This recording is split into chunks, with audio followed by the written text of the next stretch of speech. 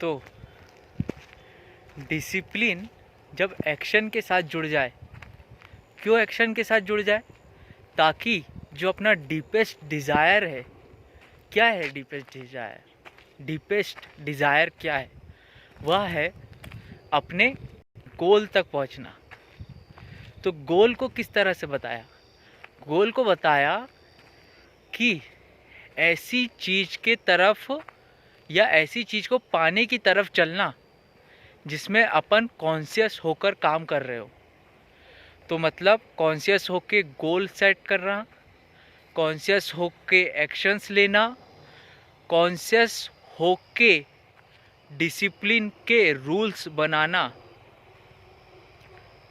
और कॉन्शियस होके अपने एक्शन में अपने डिसिप्लिन के रूल्स को रखना।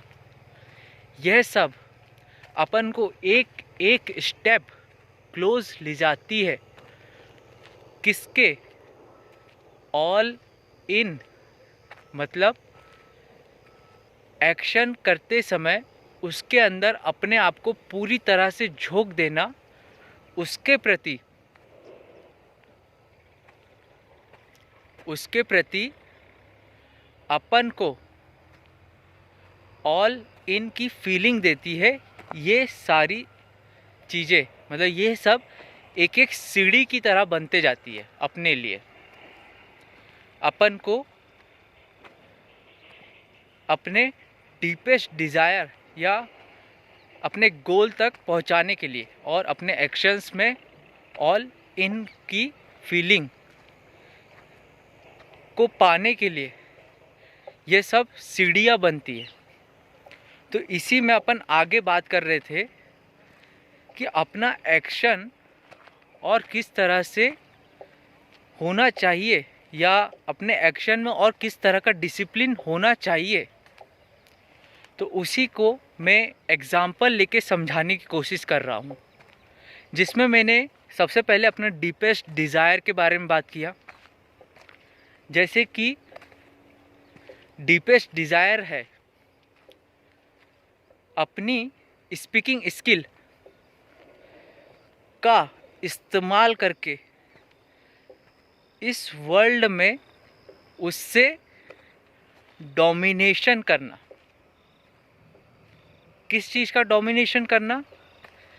अपनी स्पीकिंग स्किल का इस्तेमाल करके एक तरह से वह फीलिंग जो अपने अंदर है उसको सामने पूरी तरह से अच्छे से निकाल के सामने रखना। इसे डोमिनेशन की तरह से मैं बता रहा। या फिर ये कह लेते हैं अपन कि जो स्पीकर्स है, मतलब जो ग्रेट स्पीकर्स है, उनके जैसा और उनसे ऊंचा बोलने वाला व्यक्ति, ये डोमिनेशन। तो कि अपने जैसा और कोई नहीं, ये डोमिनेशन एक डीपेस्ट डिज़ायर हुआ। स्पीकिंग स्किल एक्शन हुई, तो अपनी जो स्पीकिंग स्किल एक्शन हुआ उसमें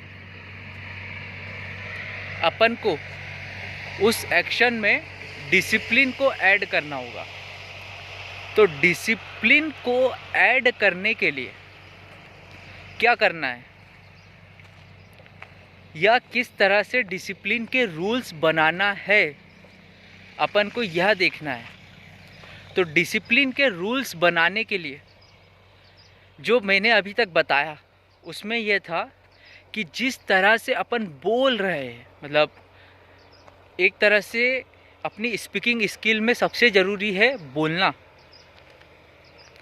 तो जिस तरह से अपन बोल रहे हैं उसमें अपने जो शब्द है वो उनका बाहर निकलना, अपने माउथ से बाहर निकलना।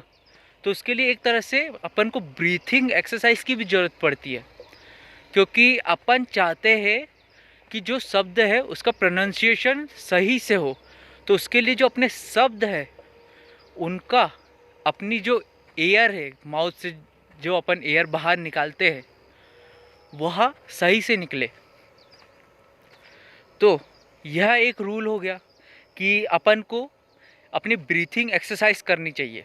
चलिए, ये तो एक हुआ। दूसरी चीज़ देखते हैं अब अपन। दूसरी चीज़, अपनी टंग का इस्तेमाल करना सही से, क्योंकि शब्दों में बदलाव होते हैं अपने टंग और अपने जॉ का इस्तेमाल करने से।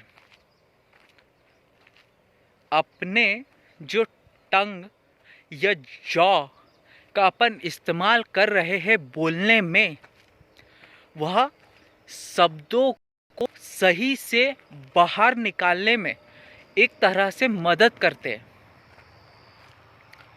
तो यह भी अपनी स्पीकिंग स्किल के लिए ज़रूरी हो गया, एक डिसिप्लिन की तरह, कि अपन अपनी टंग की एक्सरसाइज, अपने एक्सरसाइज करें और डिसिप्लिन को बिना तोड़े रेगुलर करना, यह ज़रूरी हुआ। और अपन हॉट वाटर या वार्म वाटर से अपने गले को साफ करते रहे। अपन जब खाना खाते हैं तो अपने दांतों में जब फूड या मतलब कुछ फंस जाता है तो उसको साफ करते रहना।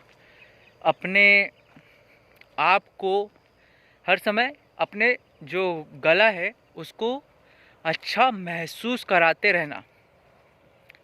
अपने जो कंठ मतलब माउथ का है, इसको इंग्लिश में क्या बोलते, चलिए, जो भी कंठ है इसका रिलैक्स से ज़्यादा एक वार्म अप होते रहना ज़रूरी है, क्योंकि यह भी एक तरह से मसल की तरह है। तो अपन इसी में और बात करते हैं अगले इसमें।